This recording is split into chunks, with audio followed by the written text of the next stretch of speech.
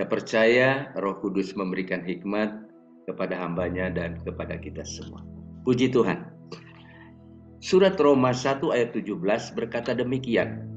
Sebab di dalam Injil nyata kebenaran Allah yang bertolak dari iman dan memimpin kepada iman.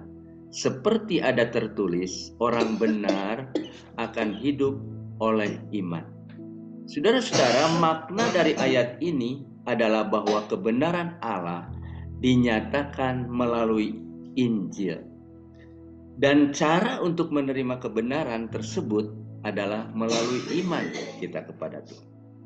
Ayat ini merujuk pada konsep bahwa iman adalah kunci untuk hidup benar di hadapan Tuhan.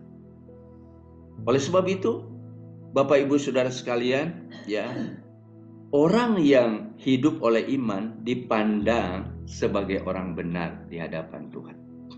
Tuhan telah menetapkan standar kesetiaan dan integritas paling tinggi kepada orang-orang yang dipercayakannya atau yang diutusnya.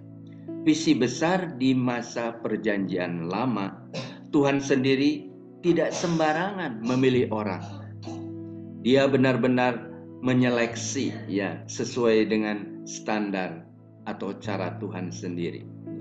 Saudara-saudara, Tuhan sendiri melakukan hal ini kepada Abraham, Yusuf, Daniel, Daud, sampai kepada Nabi Elia. Saat Tuhan memanggil Nabi Elia, dia benar-benar berada di tengah-tengah bangsa yang dipenuhi kejahatan dan penyembahan berhala. Walaupun Tuhan sudah membuat suatu peringatan dan menunggu umatnya berbalik kepadanya, tetapi bangsa itu tetap saja tidak mau bertobat, yaitu bangsa Israel. Akhirnya Tuhan sendiri bertindak untuk menghukum bangsa yang tegar tengkuk itu dengan memperingati mereka melalui seorang nabi yang diutusnya. Salah satu nabi yang paling terkenal dalam sejarah Alkitab adalah Nabi Elia. Nama Elia sendiri memiliki arti Tuhan adalah Allahku, dan nama itulah yang menggambarkan perjalanan hidupnya. Sampai akhir hidupnya Nabi Elia setia kepada Tuhan. Perjalanan kesetiaannya pun menjadi teladan bagi orang-orang percaya sampai hari ini. Elia pada saat itu bukan hanya dikejar oleh pasukan yang diutus untuk membunuhnya, Isabel, yang begitu dendamnya kepada Nabi Elia. Tetapi Tuhan juga mengurapi Elia untuk melakukan perkara-perkara yang besar dan ajaib. Bahkan di depan mata orang yang tidak percaya Tuhan, Elia adalah saksi bagaimana Tuhan bertindak langsung kepada para penyembah Baal pada saat itu. Dari kisah ini atau kisah hidup Nabi Elia, kita bisa melihat ada 10 teladan.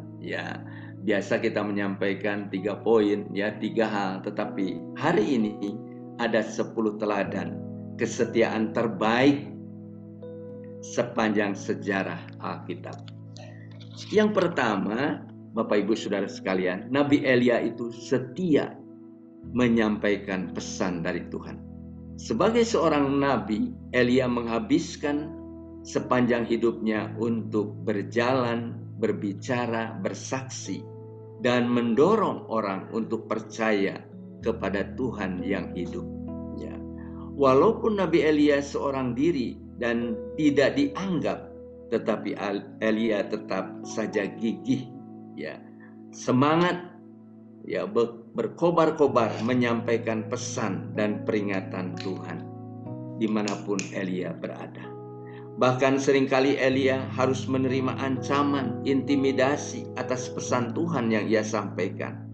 Tetapi Elia pantang menyerah, tetap setia menyampaikan pesan Tuhan. Jadi yang pertama, Elia setia menyampaikan firman Tuhan. Yang kedua, yaitu rendah hati. Dia mendengar perintah Tuhan dengan rendah hati. Alkitab mencatat bahwa ada banyak orang yang dipilih Tuhan untuk menyampaikan pesan kepada orang lain, termasuk Nabi Elia, salah satu yang dipilih Tuhan. Dia benar-benar pribadi yang dipakai untuk mendengar suara Tuhan. Bahkan sekalipun peringatan dari Tuhan itu begitu keras, ya berat, menyakitkan daging, tetapi Elia tetap rendah hati untuk mendengar suara Tuhan. Oleh sebab itu saudara-saudara, sampai hari ini pesan-pesan Tuhan itu ada 3 hal. Yang pertama melalui pendengaran, ya, seperti Samuel pada waktu kecil. Yang kedua penglihatan, ya. Kita juga dipakai seringkali melihat keajaiban dan kebaikan-kebaikan Tuhan. Bahkan lewat mimpi, ya. Seperti saudara-saudara Yakub, ya, mimpi, ya. Banyak hal, ya, Tuhan menyampaikan, dan yang berlaku sampai hari ini, ya. Penglihatan, pendengaran, bahkan lewat mimpi, ya. Puji Tuhan. Ya.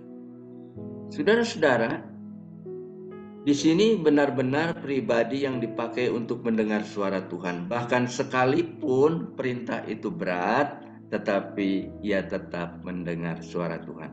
Sekalipun Elia pernah bersembunyi di dalam gua untuk menghindari kejaran musuh Isabel, dia tetap taat kepada Tuhan.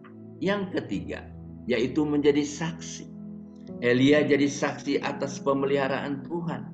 Karena imannya, Elia benar-benar sepenuhnya percaya akan pemeliharaan Tuhan.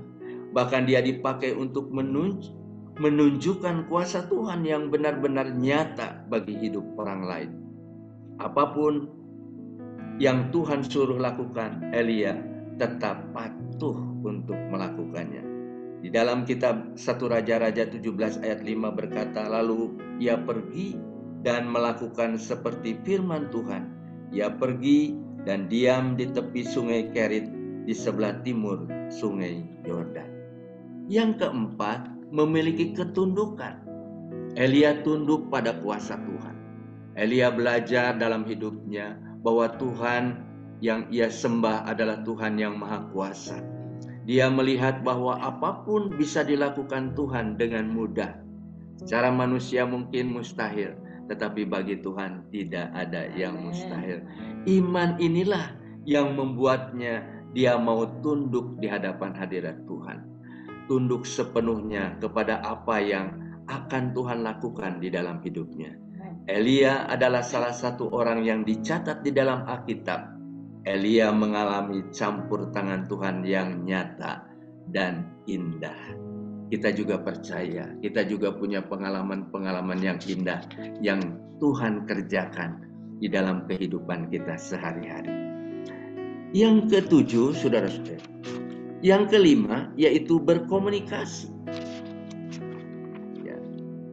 Elia berkomunikasi melalui doa, ada interaksi, ada komunikasi dengan Tuhan. Seperti Bapak Ibu Saudara sekalian, ya, yang begitu setia bangun pagi, ya, menyembah, memuji Tuhan.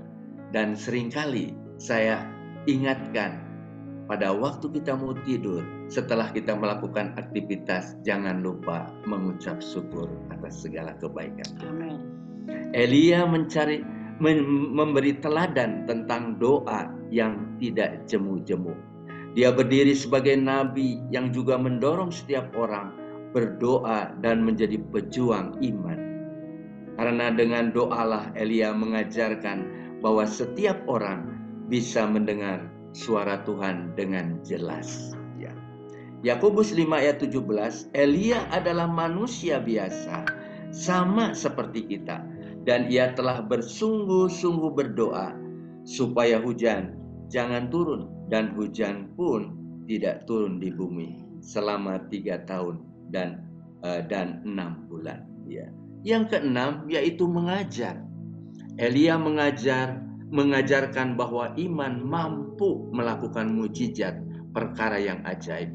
Sebelum Yesus datang ke dalam dunia, mujizat-mujizat yang paling dahsyat terjadi di dalam Alkitab dilakukan oleh Nabi Elia. Tuhan memakai iman Elia, imannya yang besar, untuk membuat sesuatu yang mustahil menjadi mungkin. Ya. Injil Lukas 1 ayat 37 berkata, sebab bagi Tuhan, bagi Allah tidak ada yang mustahil. Yang ketujuh, keberaniannya. Kita melihat Elia adalah orang yang berani. Elia diteladani karena keberaniannya, ketaatannya untuk menyampaikan perintah Tuhan, membuat Nabi Elia harus menghadapi ancaman yang paling mematikan. Salah satunya adalah Elia jadi buronan dari Ratu Isabel yang sangat kejam pada masa itu. Tetapi bagaimanapun Elia tidak mundur, tetap semangat berjuang untuk kemuliaan Tuhan, untuk menyampaikan pesan Tuhan kepada semua orang, bersaksi tentang kebaikan-kebaikan Tuhan. Inilah keberanian Elia. Yang kedelapan adalah kepemimpinannya.